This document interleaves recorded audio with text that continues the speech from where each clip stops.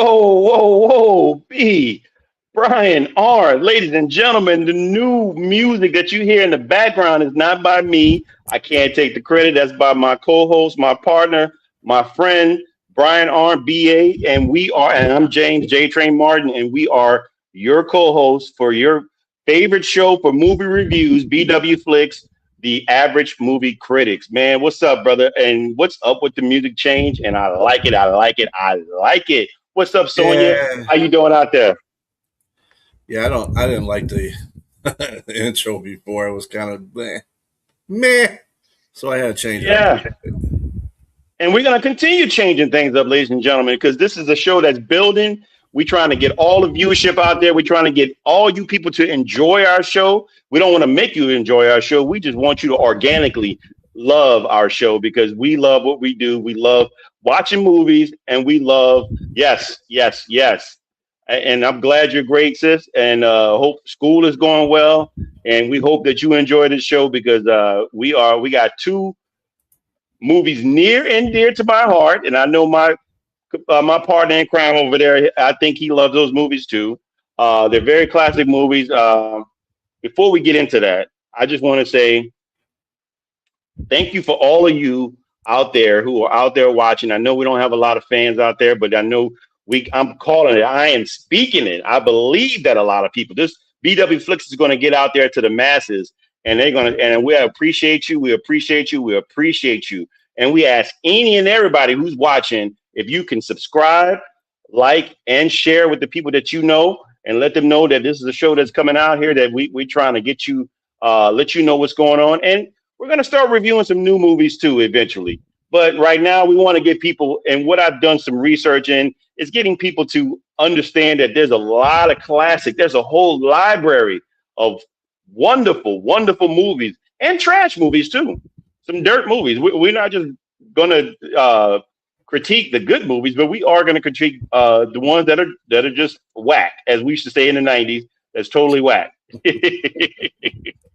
But Dope that and being whack. said, dope and whack.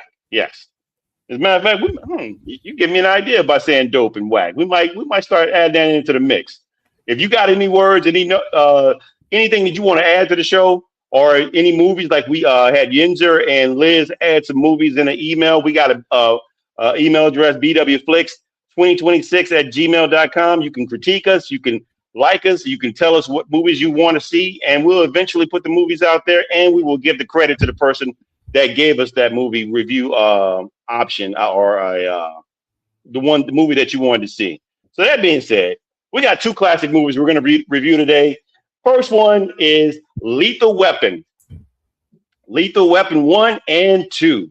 And of course, this is a 4 movie sequel, so I'll go ahead and put it out there. We're going to be reviewing the subsequent sequels next week. All right, that being said, um, let's get some superlatives. And we normally know that this time of the show, my co-host will definitely tell you about what's going on with the movie, how it was made, who made it, and where it was done, how much money it made, how much money they didn't give me at all or my partner. You know, it is what it is. But that Maybe being get the said, residuals later on. yes, exactly. Take it away, brother. All right. So for the original Lethal Weapon, this came out in 1987.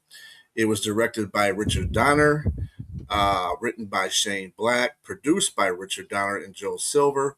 It is starring Mel Gibson as Martin Riggs, Danny Glover as Roger Murtaugh, Gary Busey as Mr. Joshua, one of the bad guys, Mitchell Ryan as General Peter Allister, also one of the bad guys, Tom Akins as Michael Hunsaker, a friend of Roger Murtaugh's, Darlene Love as his wife, Trish Murtaugh, and Tracy Wolf as Rianne Murtaugh, which is his daughter. Um, we had a cinematography by Stephen Goldblatt, music by Michael Kamen, Eric Clapton, and this is a theme that's going to happen through all the movies. By the way, he is one of the music persons that provide for all 4 of the movies. Production company is Silver Music or Silver Pictures. Sorry, distributed by Warner Brothers. Release date was March 6, 1987. Running time was 109 minutes. The budget was 15 million, and it made 120.1 million at the box office. Yeah, talk about being a major hit. 15 million and you drop 15 million and you get the They do. residuals back. Tubi got the what you said the what? He The said weird Tubi got movie? weird music. Yeah, they do. Yeah, yeah. Now, if you see, we watch, let me tell you, ladies and gentlemen, Hey, Stephanie. we watch movies. Hey, what's going on, Stephanie?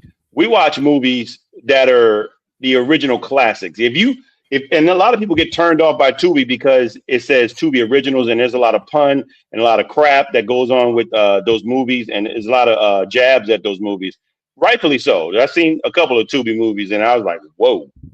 And but watch it for the movies that are the classics, the ones, and they put some good. They actually put some movies that come out more recently, and they'll put them out, and they actually can be really good movies. So Tubi is not a bad idea. They're getting a lot of traction. You're starting to see them being sponsoring with like games and different other things, National Football League, NBA. So Tubi is really getting out there, and it's not bad for anybody that's on a budget. I know I am. That's out there want to watch something for free. Don't want to really pay 15.99, 17.99, whatever it is for streaming. Tubi will get you out there. So Tubi, if you're out there listening, we're trying to put you on some game. We're trying to put you on blast so people can know that you're out there, which they already do. I'm pretty sure. With that being said, let's get to the synopsis of Lethal Weapon. Before you is it before or after you want to watch the? I'll After go with the you synopsis. do your After. synopsis. All right. Yes. All right. That being said, all right. We start off at the beginning of this movie where one of our main protagonists is Sergeant Martin Riggs. He's in narcotics, and Martin is going through a major ordeal. He just lost his wife. She was killed in a car accident, and hint hint. Let's talk about that later. She was killed in a car accident, and Martin is suicidal, and he's very erratic right now.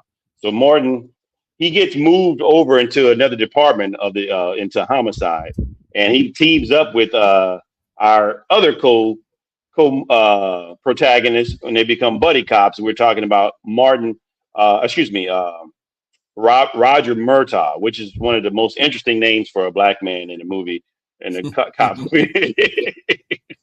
I always wondered about that, but it is what it is. That being said, which tells me that it might have been written for a Caucasian man or brother, and Danny Glover got the part regardless, and they kept the name. And that being said, they like I said, they're reluctant to being partners. Well, Murtaugh's reluctant to being Riggs' partner because of his background, because of what's going on. Everybody thinks in the department that he's trying to get the pension for being quote unquote crazy, and turns out he's not doing that. He might actually be suicidal, and so they find out that when they go on this particular suicide jump to try to stop it from happening. Riggs, of course, talks the guy down, but he doesn't really talk him down. They just literally jump off the building, handcuffed. And there's a blooper there too. If you notice in the movie, I'm gonna say this real quick. He handcuffs him, but when they jump, their hand separates, and they have to hold hands eventually. So if anybody didn't see that, you need to go back and watch that. It's a blooper. They left it in. I'm pretty sure they didn't want to jump from a 12-story building too many times, into I'm pretty sure it's a major risk there. But again, you see the hands let go. There's no handcuffs on there, and they have to hold hands. Yes, absolutely, it does. It sure does. And I didn't know much about it then as a kid. I mean, because it was more of a stigma back then. But now we take it more seriously. I always wanted to get to. Riggs and Murtaugh. Oh my goodness. Okay, so Rob, again, Rob after with the that, comedy. he finds out that he's really not he's not trying to get a pension. He's really suicidal, and so he talks to his therapist, finds out about him, and he's not really happy with the situation. But the tension lightens up as he wishes him a happy birthday. Murtaugh is 50 years old, and he's not really happy about being old, and he's considering retiring later on. That being said, they go to try to solve a case of Miss Amanda Hunsaker. You mentioned that name earlier. I'll get into who that is. She presumably jumps to her death from a high rise. Murtaugh, prior to that, gets a phone call from Michael Hunsaker, an old war buddy that saved his life in Vietnam. And he goes and finds out when he puts the two and two together, he finds out he's the parent. And so they go back to him and visit him and find out and lets him know later that an autopsy reveals that she was killed by poison. So had she not jumped, she would have died anyway. So he's upset, visibly upset. He says he owes him because he saved his life, like I said, and once he finds these guys, he wants him to kill him. And he's reluctant, but he ultimately just listens to him and walks off. Both Riggs and Murtaugh attempt to question Amanda's pimp. They go to the house and try to attempt to question him. Ultimately, they end up in a shootout, and Riggs ultimately kills the guy after he tries to kill Murtaugh. And so he dies. They come out of the water. One of those famous lines: "Is there anybody that you haven't killed?" He said, "I haven't killed you yet." So, well, don't do me no favors. That being said, next they deduced that Dixie was a prostitute, was at the scene of the crime of Amanda's death, and she was the one that first noticed everything. But that was too perfect. It was for her to be there. So they deduced that she must have been in the apartment, laid up with her, and she's probably the one that poisoned her. So they went to go question her. The house blows up with Dixie in it, and narrowly they escape with their lives on the front lawn. And then turns out these kids that were sitting out there saw what happened.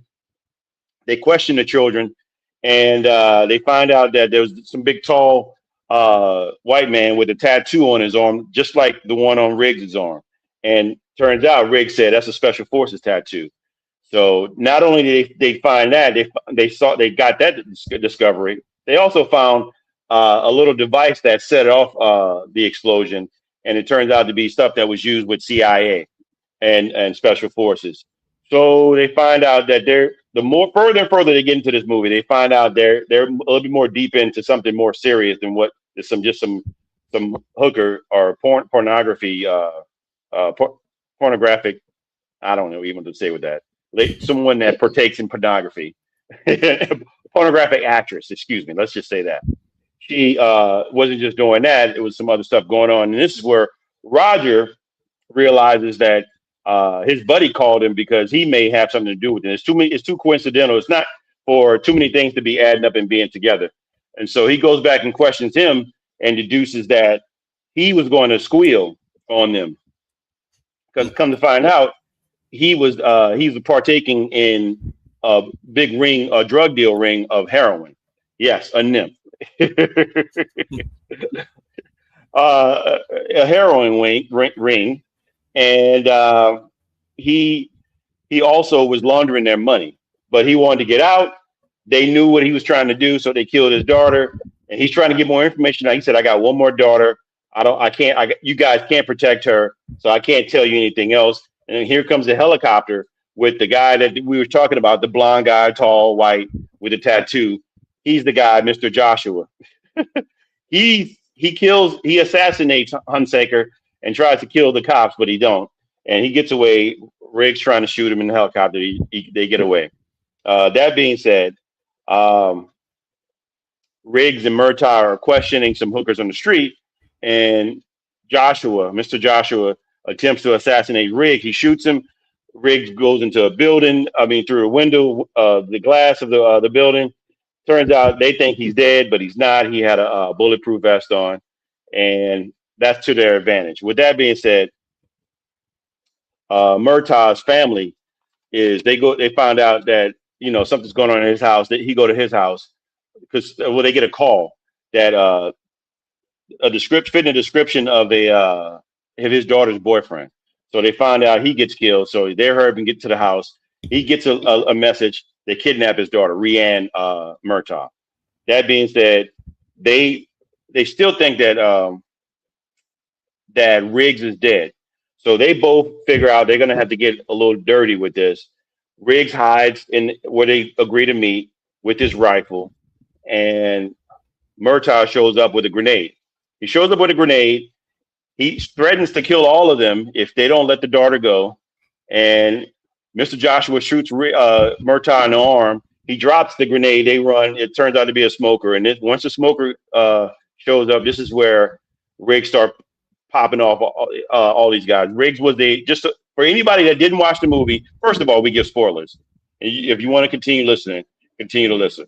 But Riggs was a sniper in Vietnam War as a special forces soldier. That being said, he was taking off these guys, but they end up stopping Riggs.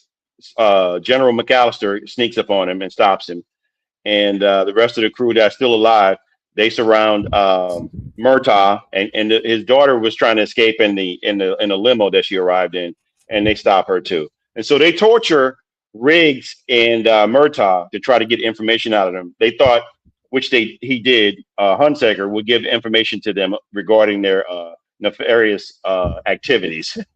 These pharmaceuticals, street pharmaceutical sales reps were trying to keep their business quiet. That being said, Riggs doesn't say anything, but he does kill the guy that's torturing him with electric shot, and he comes and saves Murtaugh and his daughter. And of course, Murtaugh kills General McAllister and his crew, his henchmen in the car, and Riggs chases Joshua, but Joshua gets away, and they figure that Joshua was going to try to come to his house and at Murtaugh's home. They do. They set him up, and of course, Riggs and Joshua end up having a fight on the lawn, almost to the death of Riggs, but Riggs ends up supplanting Mr. Joshua and chokes him out, but lets him live. That being said, they get up, and as they're getting ready the two cops are getting ready to arrest Mr. Joshua. He subdues them, grabs one of the cops' guns, but they hear Murtaugh and Riggs hear this, and they both shoot him dead. And of course, Riggs and Murtaugh. Riggs comes to Murtaugh's home for Christmas on Christmas Day, and he meets Rianne at the door. He gives her a gift wrapped bullet that has a hollow tip on it, because early in the movie, Riggs acknowledges that to make sure that he kills himself, he has a hollow tip point so that the bullet can go through the back of the head. So that gives you an idea that he tells Rianne that he's not going to need it anymore. He gives it to her to give to the father. Murtaugh comes out and says, "If you think that I'm going to eat the world's lousiest Christmas dinner, you're crazy." He said, "I got a secret for you. I'm not crazy." He said, "I know." So they both go in. He brings Sam, the dog, in. The dog chases the cat, Burbank, and happily ever after. And we always have yes, exactly. We have a video, a short video for this, and we're going to show you this, and we'll get into what we think about this movie. Okay, the short video is going to be of the moment after he jumps with the suicide guy, and Murtaugh is pissed. So he drags him into this shop that's getting renovated, and they come in here, and this is where he finds out about Riggs and his suicidal things that are going on with him. What do you want to hear, man? Do you want to hear that sometimes I think about eating a bullet? Huh? Well, I do. I do. I even got a special one for the occasion with a hollow point. Look, make sure it blows the back of my goddamn head out. Do the job right. Every single day I wake up and I think of a reason not to do it. Every single day. And you know why I don't do it? This is going to make you laugh. You know why I don't do it? The job. Doing the job. Now, that's the reason. You want to die? I don't. I'm not afraid of it. I ain't afraid of it. Here, take my gun. Don't nibble on the barrel. Pull the trigger. Go ahead, pal. Be my guest. Go ahead if you're serious. You shouldn't tempt me, man. Put it in your mouth. Bullet might go through your ear, not kill you. Yeah, under the chin. Yeah, under the chin.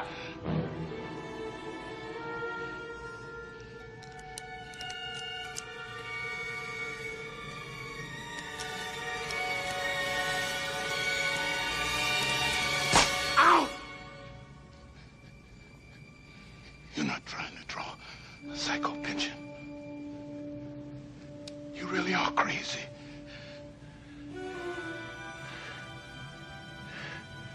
I'm hungry.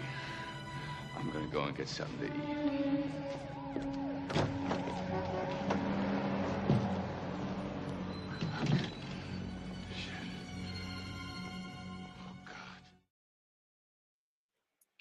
I tell you, Oh to look man, on it, that's Mel Gibson did a really good job in that part. The whole part where he gets crazy and you know, getting ready to shoot himself or whatever the case may be, but then he comes out and says, "You know what? I'm hungry," and the whole face just kind of goes back to normal, and he just walks out to the door. I said, yes. "That's a crazy person. That's what crazy people do." I don't care how many times I watch this movie.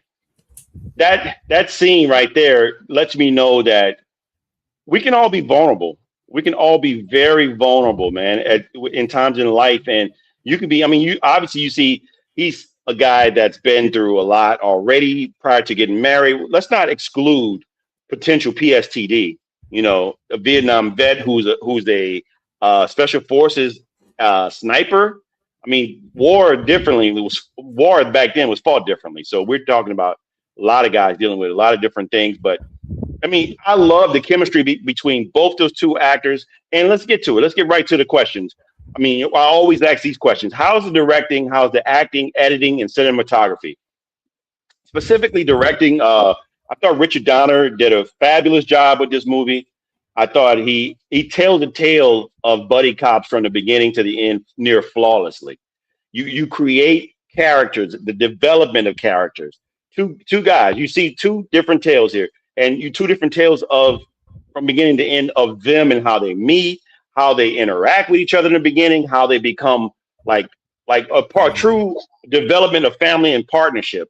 And you just love the movie because it has so many different parts that come to into the movie that creates a build up into a climax. And I really love this movie. I think, like I said, the great backstories on all the characters, linking all the characters together, exposing vulnerability amongst the two leads, uh, present two excellent villains as well. I thought the main villains, main antagonists in both McAllister and Mr. Joshua was well because Gary Busey. Most movies that Gary plays in, he plays these off the wall characters, but he was a stone cold killer in this one, and I had never seen that side of him. As a matter of fact, I think this is probably the first movie I ever saw with Gary Busey. And any other subsequent movie that I saw, he was that wild detective or whatever his guy. He always played the wild guy. Silver Bullet. If Sonya, I know you out there, you love Silver Bullet. When he played the crazy uncle with the Hawaiian shirt on, bought he made the bike for his nephew, and he also bought him some fireworks. Doing the uncle that we love because we know you couldn't get away with things with your parents. He played that guy. So, and he always kind of played that type of guy in most of the movies that I saw him in. But this movie, he was scary.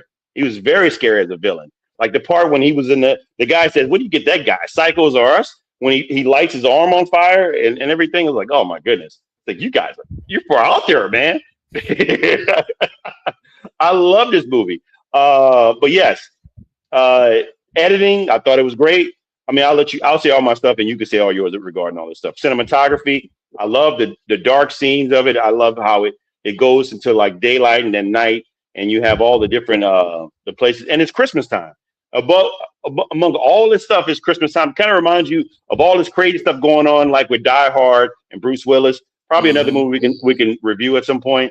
But it's great. I love the fact that it's Christmas time and all the shenanigans that happen. They're tearing up the house, the Christmas tree. That the man's losing all his station wagon, his trash. It's like all kind of crazy stuff going on. It's just a good movie, and I thought all those different things were different elements of the movie that were just well put together for me. What do you think, B? Yeah, I think what good thing about this whole franchise is that there's one director that does the whole franchise. There's all the actors come back for all four of them, so you're not going to get anything bad from this. This is why I really like this franchise because, like I said, everybody is blends together really well. Even the people that come in throughout the movies, in the upcoming movies, Gary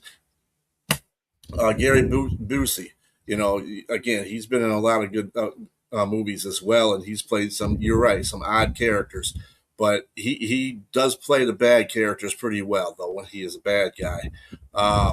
And that was one of them. And the fact that they had that whole battle scene on the front lawn with the fire hydrant on, raining down on them and stuff like that. That was a very good cinematography right there. I thought both of them did pretty good martial arts. One thing I like about Riggs, he's kind of like the superhero in this movie, in this franchise period, but he does get his ass kicked quite a few times. So it's not like it's realistic. You know what I'm saying? Right. He's special forces, but he the element of humanity is that you're not going to always be kicking everybody's behind like we've seen some other superhero type of folks go films and do. So it is what it is. But yeah, I like this. This is a great movie. The original is always a great movie. Yes, and yes, it's hard to really think of any sequels that I can think of that just outdid the first one to where it was just phenomenal. Like it beat it out. If one, like I said, one I can think of is probably Terminator 2 versus Terminator 1 is pretty close because that was just like, but it was made by the same dude too, like you said. So he just outdid himself with the movies, and he waited a long time to make the sequel. So they didn't. Sometimes these movies come out so quick behind each other, like albums. People just they got a contract, they got to put these movies out, and they just rush them. It wasn't a rush job. This movie was, like you said, both movies were great. We're going to get into the second one in just a moment, but I thought this was a great movie. Let's name some. I'm going to give you some quotes from this movie. It's just such a good movie. There's so many things that you can think of, like the one with Danny Glover. He says it a couple of times. I'm too old for this shit. A couple of times in the movie, and you're not trying to draw a psycho pension like you just heard. You're really crazy. And for real, it's just like thinking about it, it's just really good. And then some of the from the bad guys. Not the bad guys. But that was from Roger Murtaugh. Two from Riggs. Nah, that's a real badge. I'm a real cop, and it's a real gun. So it was pretty fun when they were selling the Christmas trees, and he got pulling out $100 instead of $100,000 for the dope. Well, I haven't killed you yet. Yeah, when Roger asked him, has anybody you haven't killed yet? He said, well, I haven't killed you yet. Of course, don't do me any favors. But yeah, for this movie, I'm going to give it 5 buckets of popcorn. It's just something. Every time it comes on Tubi, I'm watching it. Every time I think about the movie, I'm going to try to watch it. It's just one of those movies I can revisit, and I find something new every time. It's just something I can discover in the movie every time and it's not a bad thing. It's something. It's not, how over time some things just get outdated and they get corny.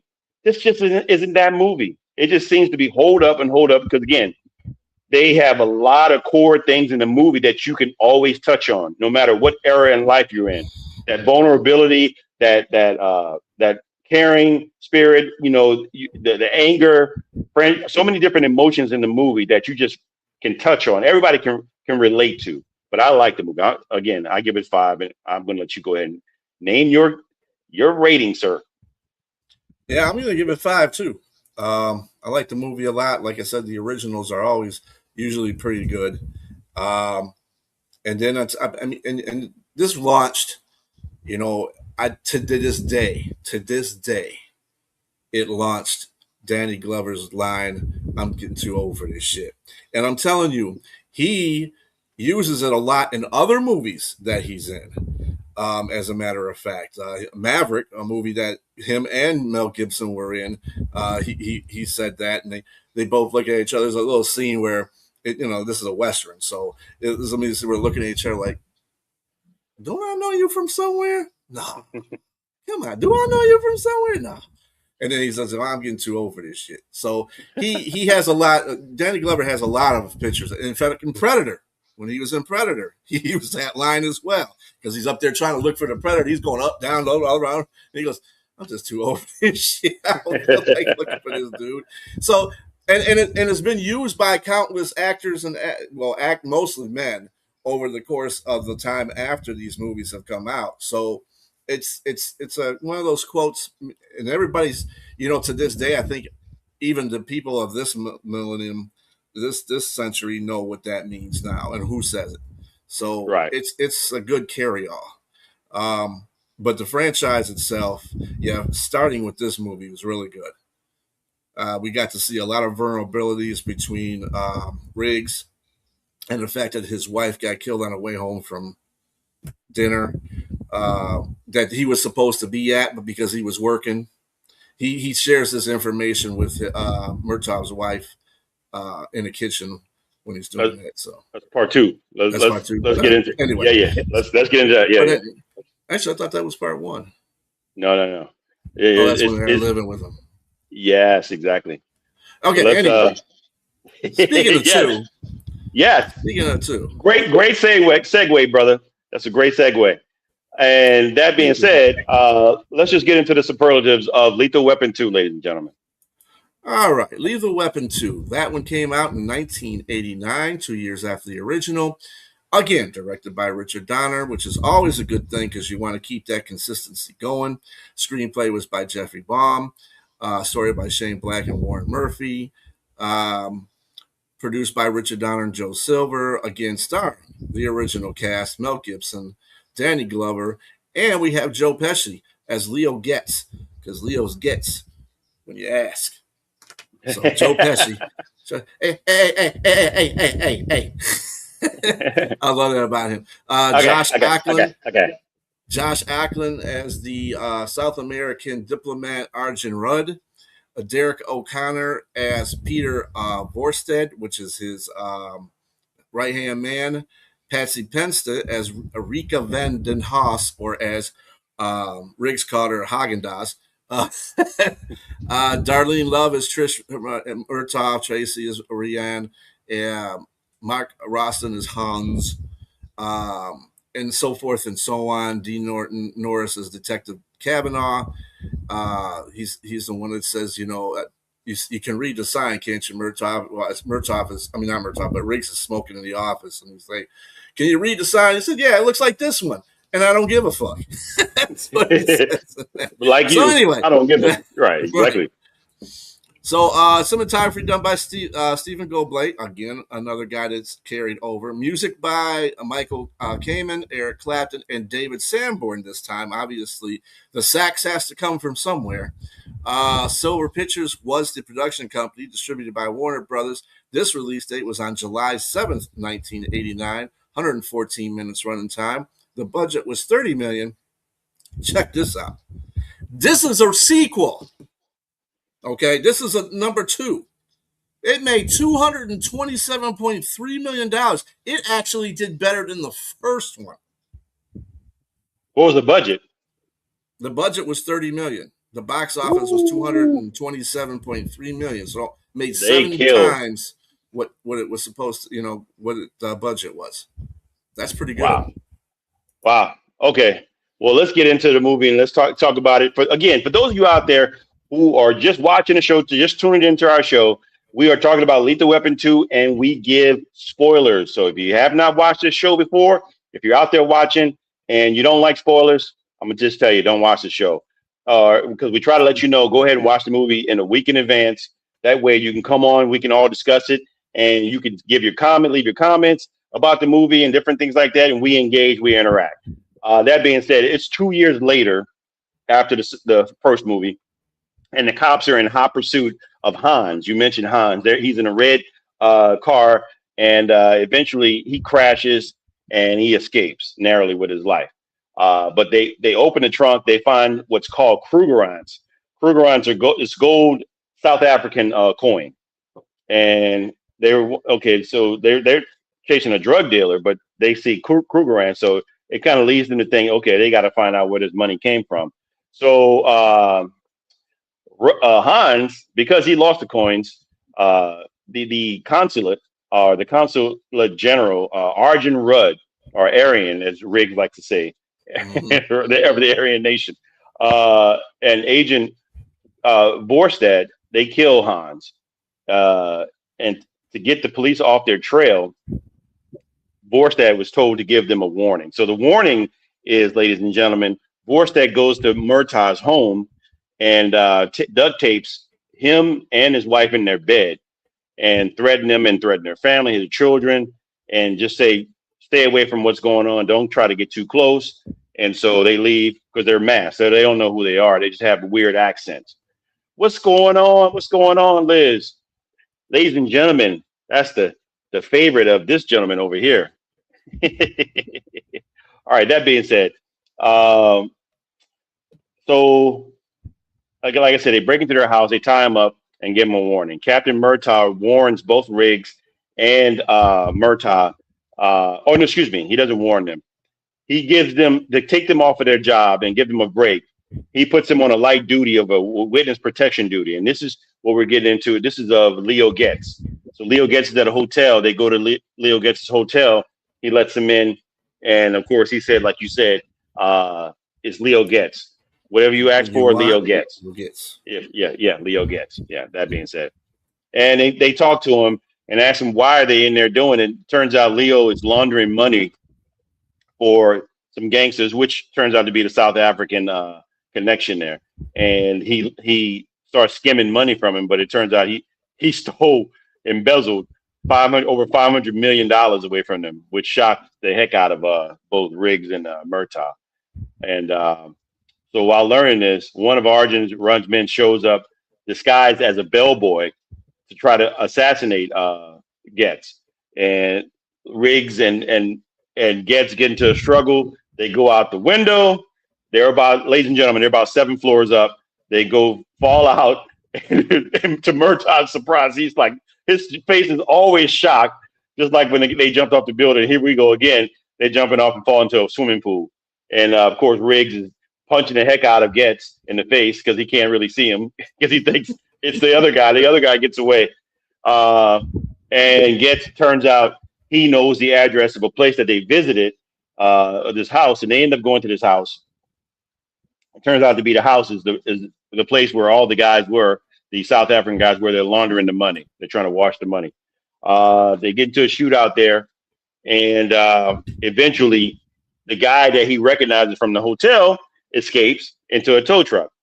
Riggs hops in a tow truck. He's in pursuit, trying to stop the guy and make sure he stops, but Riggs can't get him to stop. He takes a pipe, sticks it in and presses on the gas and locks the guy in the truck. I hope I'm saying that right. And they end up crashing. Riggs falls off the truck and the guy hits the truck and a surfboard comes through the window and kills the guy. And Murtaugh was already in pursuit of them, and they go back to the house. But come to find out, Arjun Rudd and Vortex show up as well, and they use their term diplomatic immunity, which is hilarious.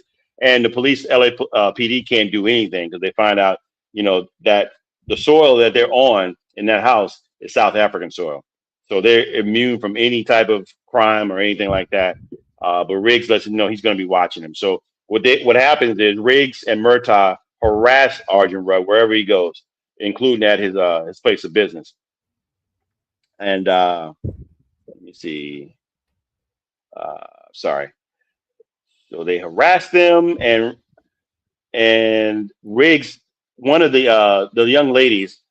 Yes, exactly. It's one of the favorite things. B mentioned this all the time about this movie, which is great. But they harass the group, and of course, Riggs is he's always going to have a love interest. It begins a romance with the secretary of Arjun Rudd, and they talk about her boss. She recognizes that he's doing some dirty dealings, or at least Riggs tells her that. And she doesn't like his politics, and she don't like the fact that he's racist, because he calls Riggs and some of the other people Kaffir lovers. And forgive me out there if you're from South Africa and you're watching this, and it's Kaffir. Kaffir lover. To the N-word. Yes, I would imagine. Yes. That being said, they again, they let me see. Riggs, Murtaugh, and Leo create a distraction at the council. And what's funny about that, the distraction is trying to Riggs. I mean, Murtaugh. What Leo gets is trying to get his friend to get to back to South Africa, and the guy encourages it until he see that Murtaugh is black. And my favorite line in here in this movie is that he said, "You really should listen to your friend. You shouldn't go to this place." And he said that he said, why don't you want me to go? Because you're black. You're black. And they laugh about that later. But anyway, while they're doing that, Riggs goes in and antagonizes both Rudd and the rest of the crew, and he points a gun at all of them. But instead of shooting any of them, he shoots the aquarium in there, and all the expensive fish fall out, and then Riggs leaves. So now Arjun Rudd says, "Don't just give them a warning. It's time to take them out." So now LAPD, Riggs and Murtaugh and Leo Getz are all under their watch and to assassinate. And if they eventually do assassinate all of the cops that were involved in the situation, and try to get to Riggs and they get to Riggs at his house, at his what do you call those things? His his trailer on the beach. They get to him in his trailer on the beach, and they shoot it up with him and Rika in it, but they survive. You're block. You're block. You're block. You don't want to go there. Why? You're block. Right. But that being said, they shoot up his place. He ends up shooting back and shooting, and they get away. He brings her to her apartment, which is one of the craziest things to me. Why do you bring her back to her apartment? If these are the same people, they know where she lives. And he goes to his truck, gets knocked out. They take them both. And then we get back to Murtaugh's place. Murtaugh goes to his place, and he's looking around. And two of the guys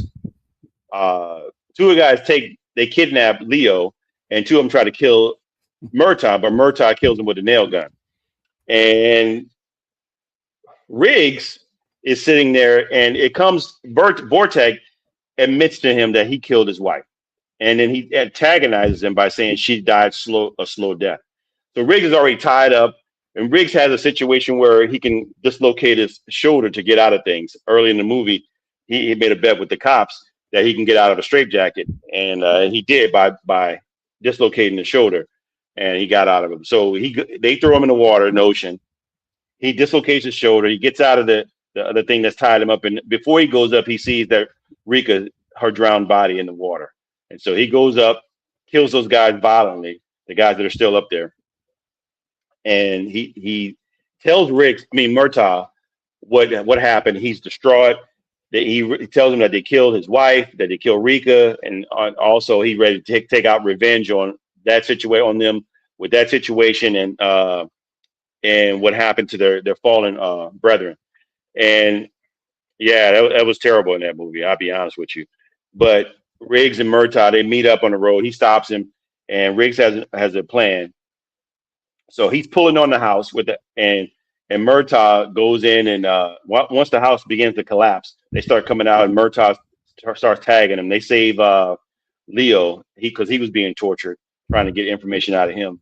And ultimately, those two, the cops, end up going to the ocean side with where there's ships, because they realized that there was a name called Alba Varden.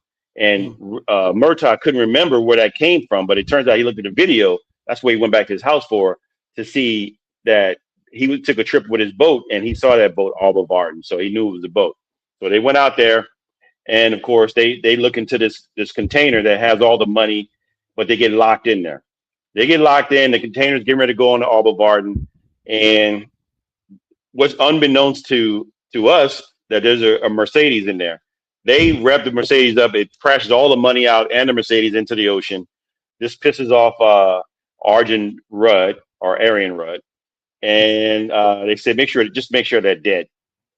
And of course, these guys end up shooting most of the henchmen, but Vortex stabs Riggs, and he ends up beating Riggs down near death. But Riggs grabs a knife, and beats him down and stabs him in the abdomen, and he falls to the ground. Riggs walks away, limps away, and then Vortex gets up. He's getting ready to take out his gun to shoot Riggs, but Riggs has the machine that there's a container above Vortex's head. He hits the button, the container falls down, he kills him. As Riggs does that, Murtaugh calls out to Riggs, but Riggs gets shot in the back several times by Arjun Rudd. He falls down. Arjun Rudd drops his gun and claims again diplomatic immunity. And Murtaugh, in his true form, says because he put his badge away. So this is like license to kill now. He holds the gun to his head.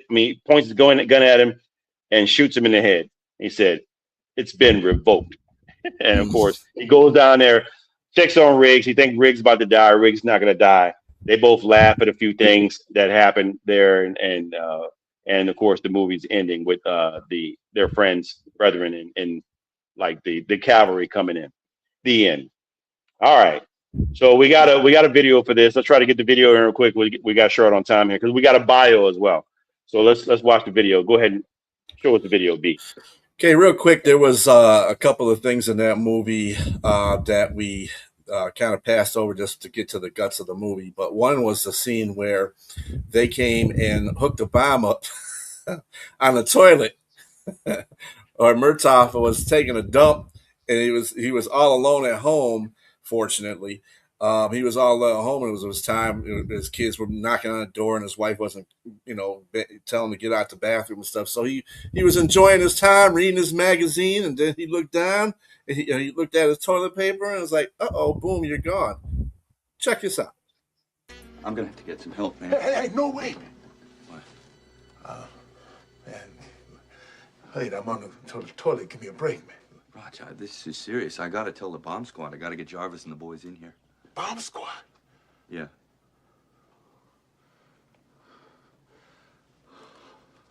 Okay. Call him in. Okay. But Martin. Yeah. Okay, call him, but don't use the open frequency. Okay. Riggs. Let's try to keep this quiet, okay? Hey, sure. Hey, trust me.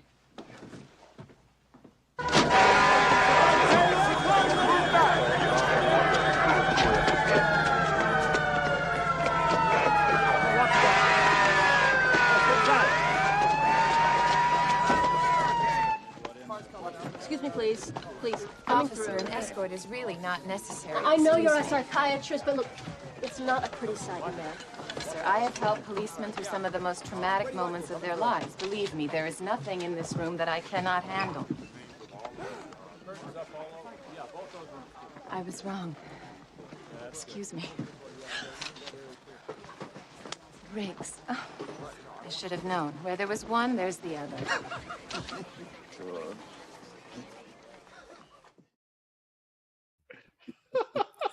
One of the humorous Still crazy to me. This is another thing I like about these movies. They always have, there's two kind of things going on in the movie: the criminal element and then the family element that goes on. And that was part of the family element because Riggs is always trying to mess with him and talking about, I'm making the call. I'm going to keep it real discreet. Man, half the city's fire department. So, damn. But yeah. And yes, I mean, it's great to see how they became so close. These guys, they're brothers now, and it's just like, because even after that scene, people who didn't watch this movie, you can see that Riggs said he's going to stay with him through because the bomb squad want him out of there. They're putting liquid nitrogen in there, so he only got 1 or 2 seconds to not blow his ass off. And so Riggs is going to help him out with that situation. And I mean, if you die, I'm going to go. And you could see they made eye contact, and one said, "I know." Virtue saying, "I love you, man. Appreciate you." And it was like, wow, it was real touching. Besides having to see a toilet go out of the window into somebody's front lawn. On somebody's But that'd be, yeah. Yes. He's like, oh God, I can't hear, man. Get off me, man. I don't want somebody to see us like this. Get off me, man. Get off me, man. But that being said, the same questions apply to this movie. I thought this movie was great. I thought it was great, a great sequel. It was an excellent sequel. I thought direction was great. The same way you're looking at the new movie, you started adding characters. The addition of Leo Getz, it was a great addition, comic relief, I thought. And he had his moments where he was like, he wasn't just a comic. Obviously, he had some touching moments as well. But you like Leo. I mean, he he's in the car ordering the sandwich, and he didn't order tuna. He got the tuna. And it's pretty funny. Fuck you at the drive-through. And throughout the whole segment of all the movies, they F it all the way through. But yeah, it's great. I mean, I love this movie. I love the acting. I thought it was more comic relief in this movie, but you saw some of the serious moments, and I like the continuation. The director brought the continuation. The writing was great. To add the segment of the wife dying, you find out how she dies. And it makes it great that somebody was already, that they were dealing with, that they were in the shadows. We didn't know who they were, though. But the South African connection was a whole nother situation. And it just happened to be in part two. And it just, because it's pretty much a continue. I mean, you can almost have a long movie and have 1 and 2 together. That's just how good it was and how connected it was. It was just a great movie. Yeah, and cinematography was great too, as well. Still, again, the areas that they were, the ships, the house, the swimming pool. Unfortunately, the lady blew up. It was the guys in their home.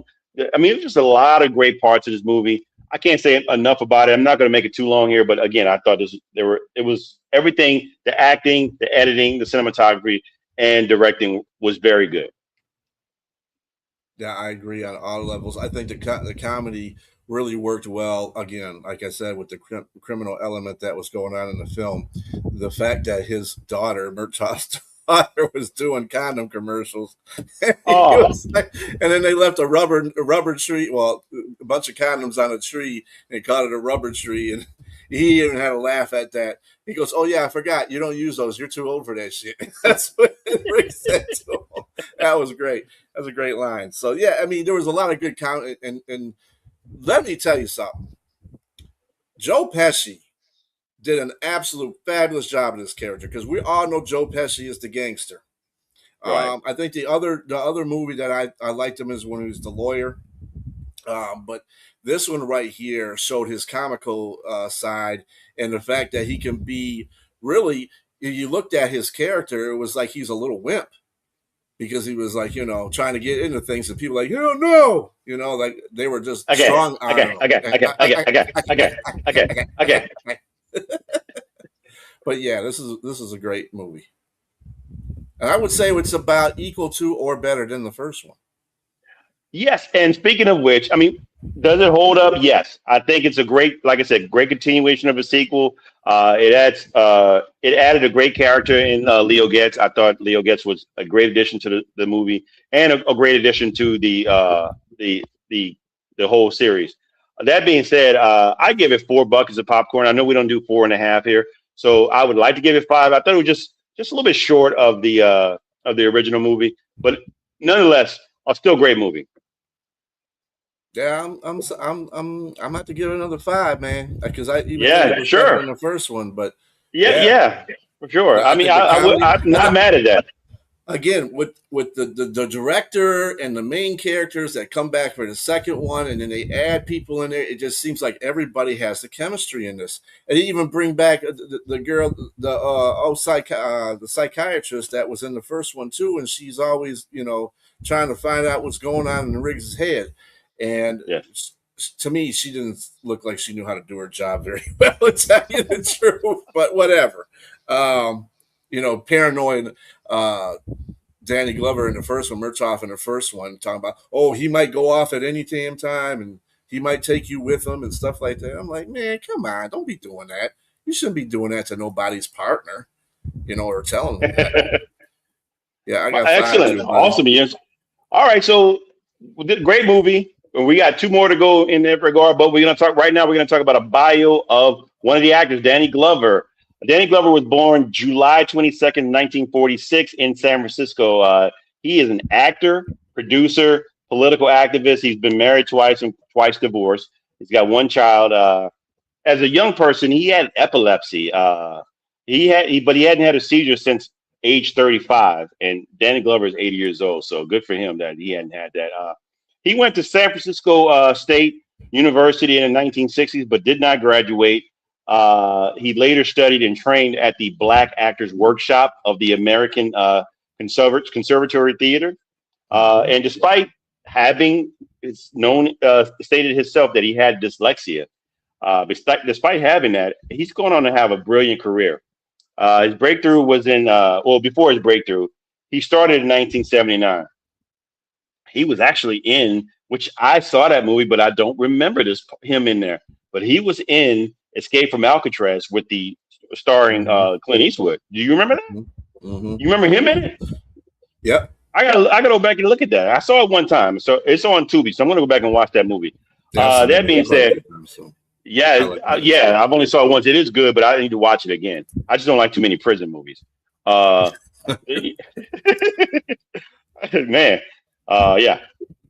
his breakthrough was in 1985 when he starred as an excellent portrayal as Mister in Color Purple.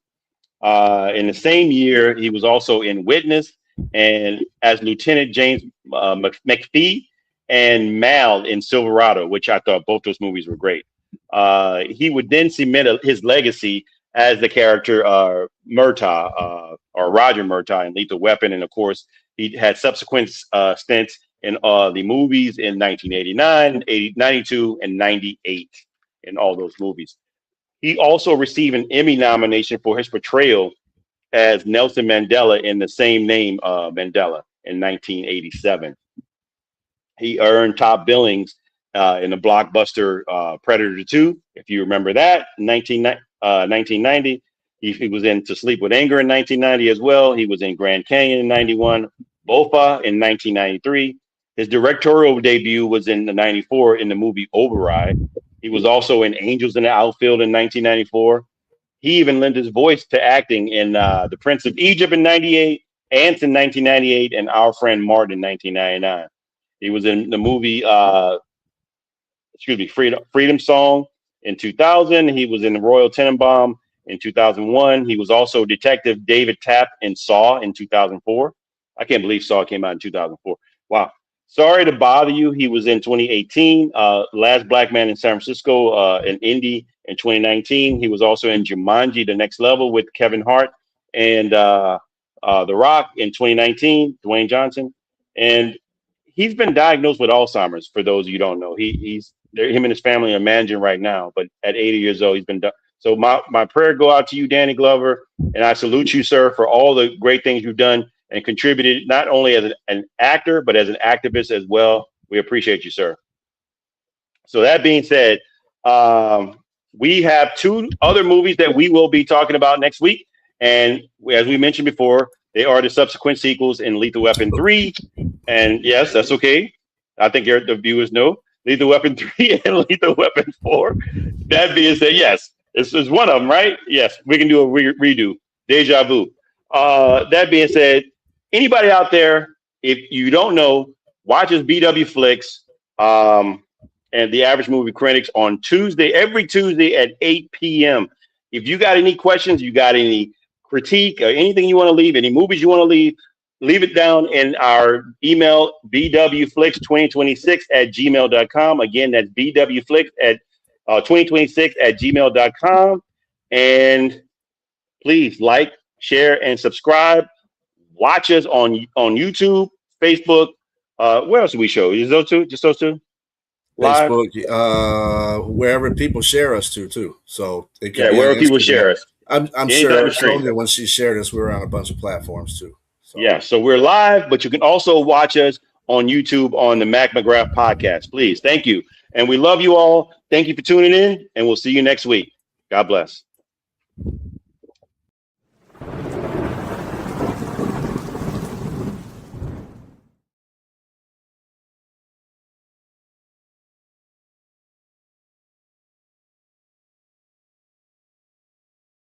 get that money, get that fame. Like them fellas, get your head in the game. Get that money, get that fame. Like them fellas, get your head in the